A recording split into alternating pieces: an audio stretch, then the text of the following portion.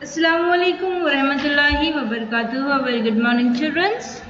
So, all are fine, right? So, let's continue with the lesson. So, in the previous class, we have learned about the volcanic mountains, right? The only volcanic mountain in India is on Barren Island in the Andamans. The only volcanic mountain in India is on Barren Islands in the Andamans. Okay? So, let's go down with the peaks. The highest peak of a mountain is called peak. The top of the mountain is nothing but a peak. Peaks comes in different shapes, right?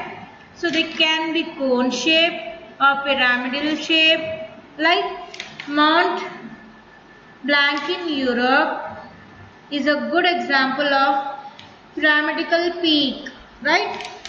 Next, Mount Everest is another example also. Peaks are marked on an atlas or a map, like in a triangle shape it is marked. Can you see here? This is a small triangle here, right?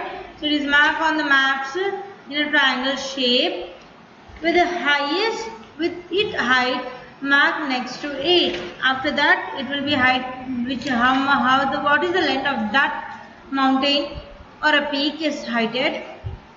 So Godwin Austen, that is Mount K2, Godwin Austen, Nanda Devi, Dalluragi and Kanchajunga. These are the mountains and the highest peaks of the India. So did you know 96 of the 100 highest peaks in the world are in the Himalayas or in the Karakoram ranges, right? Let's continue the plateaus. Plateaus are highlands. It is a highland. It is a flat on the top like a table. It is like a flat surface on the table like it is. So you have read about the Deccan Plateau in class 3rd, right? So it is 500 to 1300 meter above the sea level, which is above the sea level. That much is very high. But there are very high plateaus in between mountains called intermontane, like between mountains. A small mountains or high mountains in between the mountains. So they are found in the Himalayas and the Andes. Right? They are found in the Himalayas and the Andes. Life in plateau differs according to the height. So the living possibility will be differ according to its height. Normal life is possible on the Deccan Plateau and the Chota Nagpur Plateau in India. So life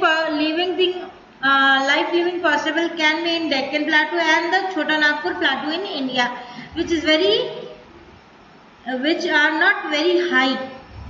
The Tibetan Plateau is so high that it is called the roof of the world, right? So Himalaya, that is nothing but the roof of the world. The Tibetan Plateau is also known as the roof of the world. So it is very high.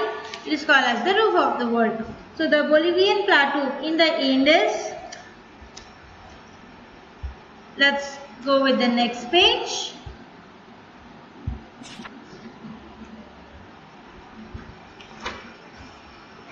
Are very high above the sea levels, right? So they are thinner than they has the little oxygen. It makes breathing difficult there. So some plateaus such as Chota Nagpur Plateau and Brazilian highlands are rich in minerals. So they are rich in minerals, right? So let's see. This is mountain passes. Between I told you in that. So the passes, the mountain ranges are sometimes so high that it is very difficult to cross them. It is very high in the shape that the time we tried, it is very difficult to cross that mountains, right? So there are narrow passages or a gap between the mountain. There are narrow passages like a small gap or small valley in between the mountains